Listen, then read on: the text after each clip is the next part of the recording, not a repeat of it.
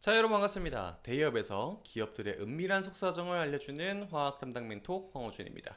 자, 오늘은 현대코퍼레이션에 대해서 얘기를 할 건데, 지난 영상에서는 이 현대코퍼레이션이라는 회사를 무역회사 관점에서 바라봤을 때 어떤가에 대해서 얘기를 했는데, 오늘은 회사 전체적인 내용에 대해서 한번 알아보려고 합니다. 오늘 타이틀 제목을 제가 회사는 조단위, 주주는 누구세요? 라고 정해놓은 만큼 이 수십 년에 달하는 이 박스권 도대체 깰 생각이 있는 건지 없는 건지, 왜 그렇게 주가가 답답한지에 대해서 한번 알아보도록 하겠습니다. 먼저 두 가지 주제로 관통할 건데, 연매출 조 단위를 자랑하는 종합무역 상사가 누가 봐도 당연한 건데, 돈 되는 건 다 하는 맞는 기업인데 좀 웃긴 사업 하나를 하고 있는데, 뭐 웃기다고 표현을 할까요? 이것도 하나라는 생각이 들 정도로 재밌는 게 하나 나왔고, 두 번째, 사내 복지 증진으로 직원 만족도는 높을 수언정. 다만 주식으로 보면은 글쎄요입니다.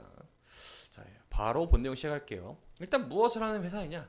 이 회사는 석유화학, 철강, 승용부품, 기계선박 여러 가지 에너지 자원들에 대해서 종합 무역을 하는 그런 회사입니다.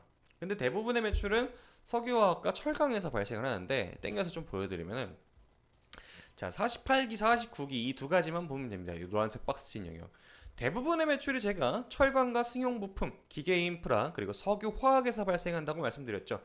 이런 부분들은 종합적으로 산업 전반적으로 사용이 되기 때문에 산업이 침체된다. 즉 경기 침체가 오는 경우에는 당연히 매출이 떨어질 수밖에 없습니다.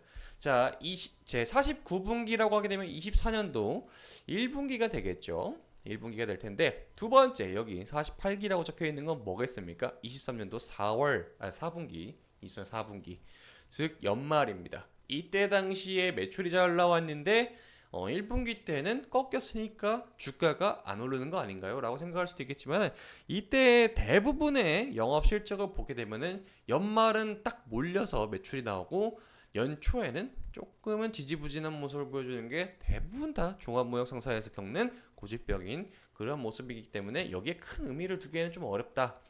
그리고 중요한 거는 철강이라든지 승용부품이라든지 기계인프라 이런 부분들 매출이 떨어졌다고 해가지고 어느 한 부분이 크게 많이 눌린다라고 보기에는 조금 애매한 부분이 있습니다. 즉 이 회사는 돈은 정말 잘 벌어옵니다. 조단위 매출이라는 건 쉽게 나오는 게 아니기 때문에 조단위 매출액을 자랑하는 만큼 이 회사는 정말 큰 덩치가 큰 대기업이다 라고 볼 수가 있겠습니다.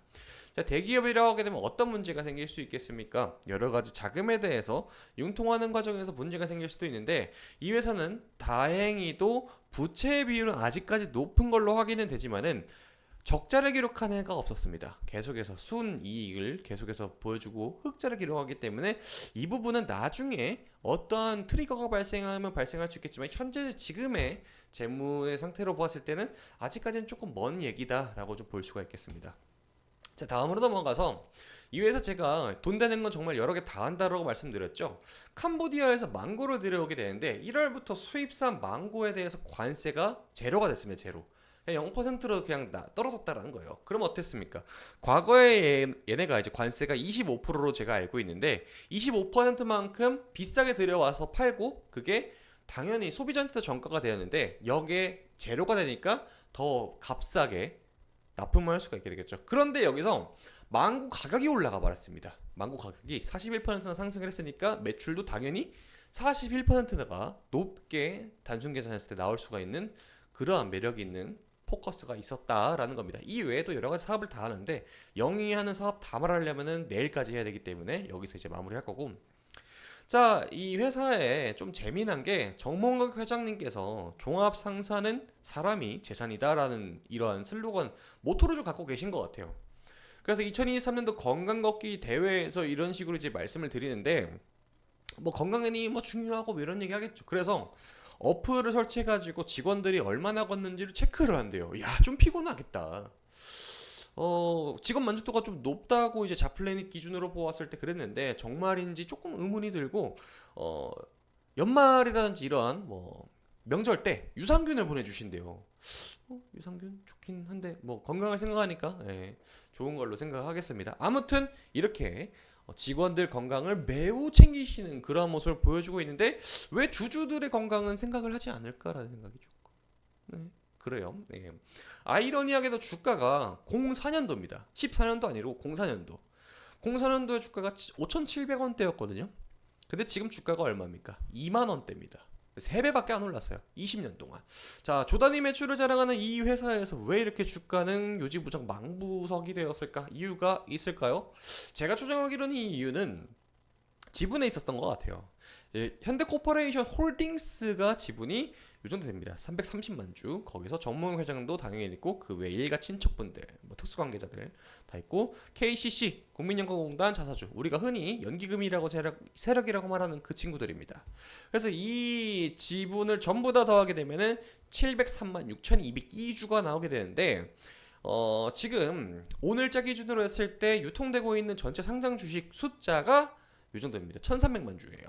아까 말씀드렸던 그 지분 700만 주를 빼면은 전체 상장 주식에서 빼면 약 600만 주가 남게 되는데 전체 상장된 주식이 1,300만 주입니다. 1,300만 주에서 요걸 빼면은 딱 단순히 곱하기 2 했을 때 안 미치죠? 그러면 50%가 넘는 50%가 채 안 되는 뭐 그만큼의 상장 주식이 시장에서 돌고 있다라는 겁니다. 자, 아까 제가 이 주식이 얼마라고 말씀드렸죠? 2만 원이라고 말씀드렸죠. 2만 원. 야, 2만 원이면은 여러분들 단순히 여기다 곱하기 2 한 다음에 0 딱딱딱 붙이세요. 그러면은 되게 누군가는 맘먹고 여러 세력들이 끌어 모여가지고 이 주식 컨트롤 하려면은 못 하겠습니까? 할 수가 있다라는 겁니다. 주가가 수십 년째 박스권에 갇혀 있다라고 하면 여러분들이라면 투자하겠어요? 안 하겠죠? 신규 매수가 안 들어온다. 그럼 뭡니까? 주가가 변동될 가능성보다는 그대로 유지되고 고착될 가능성이 되게 높다. 걱정해야 될다. 내가 만약에 여기 주가를 핸들링하는 세력이라고 하게 되면은 여기서 지분이 빠져나오는 것만 신경 쓰면은 개인 주주들은 거의 무시해도 될 만큼의 영향력을 갖고 있겠죠. 자, 그래서 이게 너무나 고착화가 돼가지고 지금 주가가 20년째 가만히 있다라고 저는 생각을 하고 있습니다. 참 아이러니해요. 회사 자체는 조단위 매출을 자랑하고 정말 돈 잘 벌고 돈 되는 사업을 잘 갖고 오는 그런 회사입니다. 그런데 사내 복지 증진으로 직원 만족도만 챙길 게 아니라 어떠한 모종의 이유든지 간에 뭐 자이든 타이든 간에 주식시장에 상장을 했다라면은 유동성 공급을 위한 창구로 사용할 게 아니라 주가를 부양을 하든 현금 배당률을 높이든 주주 환원 정책을 좀 펼쳐야 될 필요성이 있지 않을까라고 생각을 하고 있습니다. 좀 아쉽긴 해요. 조단위 매출을 자랑하는 회사에서 조금은 배당률을 좀 높여주셨으면 하는 그런 마음도 있고 아니면 아예 그냥 주가를 띄워주시던가요. 뭐 그런 생각이 들긴 합니다. 자, 다음번 현대코퍼레이션 영상에서는 이러한 조금 더 제가 주주 환원 정책, 주주님들이 조금 반길 만한 소식으로 찾아뵈었으면 하는 그런 바람이 있습니다. 자, 오늘 영상 여기서 마무리 짓도록 하겠습니다.